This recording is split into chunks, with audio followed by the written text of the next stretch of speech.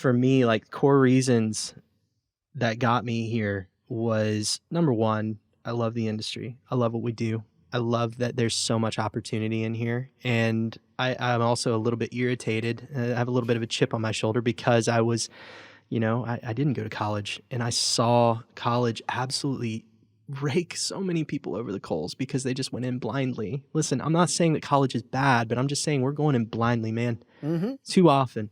And so for me, I want to approach that younger generation. Ultimately, I want that younger generation to see, hey, guess what? There is another way. You can go through these apprenticeship programs, and that just requires marketing and placement of those things, getting systems in place so they can do that stuff. Yeah. So for me, like that's my mission in life is to help onboard the next generation.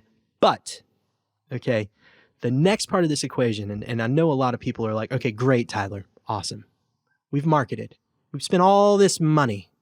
We've done all these things that you've said, and we can't keep people. Okay. This is phase 2 of Storybuilder. I'll just go ahead and say it. Phase 2. Phase 1 is literally just marketing side and like getting those systems and processes in place. Phase 2 is making sure that we're treating each other well. Okay. Here's the thing. I can do all the marketing in the world. We can spend oodles of money on things to get people to you. But if you've got a crap place to work, I'm sorry, I'm not going to fix your labor shortage. I'm just not. I'm not. So there has to be some introspection before we get into this. If you got turnover issues, we got to figure out why. Why do we have turnover issues? Is it because there's a jerk boss out there in the fab shop? Is it, or any number of things? Is it an unsafe environment? Are we paid horribly? Are we like, what is it? Why? Are they just chasing the dollar too? Like, what is it? What can we control? We need to make the industry a better place to work because this is more important than the marketing side of things. Because I've seen so many people, and dude, we posted a video about being a steel detailer, and it blew the flip up because people were talking about the plight, how much anxiety being a detailer gave them. Like how much it has affected their life. Some guys had to like move out to farms and like literally just to lower their blood pressure. Like they had to change their life around because it was just so hard. That's one facet of our industry. All right. This industry can chew you up and spit you out. All right. So as we bring these new kids online, they're very, very hyper aware of like, hey, yeah, life's too short. I'ma move on. Mm-hmm. So if we don't tackle the issue of being a dang good place to work, it ain't gonna matter. Yep. Okay. So that's why the second phase is a lot flipping harder. Oh yeah. Than the first phase, obviously, because that goes down to like team level and all of these different things. But man, like, let me give you 2 examples, right? And I'm sure, we have a construction audience listening, but these are 2 personal examples of how the industry has chewed people up and spit them out. Number 1, I had a coworker who came over and was like shaken to her core one day because she had gotten off with a customer of ours who had been talking to her in a very non-savory way. And I'm not just talking about mean, I'm talking about other stuff. Mm-hmm. And that is all too common. And then the second thing is that there was a kid that worked at a company, I'll be very, very vague, who was loved by a lot of people in that organization. And he was on his way to on his way to work, and he ran into a garbage truck and passed away. Right? Horrible accident. Right? The team was shaken to its core. Like, we just lost somebody. Man, this is real life. Right? The foreman said, "All right, life goes on. Get back to work." Like, that's the kind of treatment that we give our people so often, okay?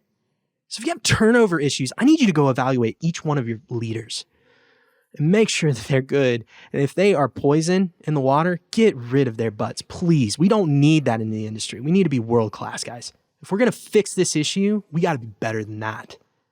And those are two small things, and I'm sure there is a plethora of other things. Well, there's a plethora of others. I'm going to go to your first one because, I've struggled with this over time, especially because, I'll bring it up and say, like, listen, there was a film that unfortunately never came out, and it's probably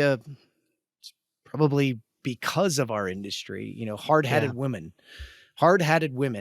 It was supposed to be a film about following 6 women in the trades that, and their plight. And by the time I met them, which was pre-COVID, pre all of my even changes, a few of them are already gone because of harassment. And I tried to bring that up and was kind of kiboshed by the people running it saying, no, that's not what we want to talk about. And I was like, oh, wait a minute. Yeah, it is. No. Like, if you don't name this problem and look this sucker in the face and have a few of us out there trying to talk about it, then we're not going to go anywhere. Let's do something I've never done on the crew. We're going to talk about this because I had this conversation with somebody the other day. When I took over the crew about 6 months ago, it was not lost on me that 4 white guys sitting on the crew was not necessarily a good look. Yeah. And I could have just continued that way.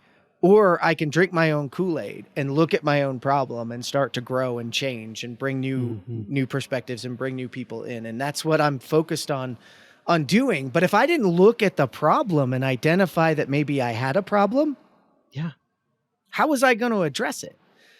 Right. So to the people I had that conversation with, I mean, that's real thoughtful look at yourself. Harassing behavior is the first thing we have to stop. And we can do that as a team. But having open, honest conversations around, hey, maybe this isn't a good look. Maybe we should change. And that's the first step to change. You don't have to be changed. You have to be on the path. By the way, change never ends, right? No, never does. It's always a change.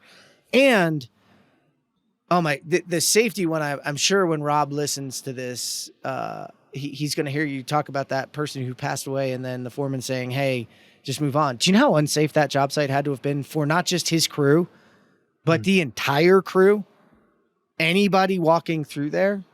Yeah. If you are not 100% and alert on a job site, you are dangerous.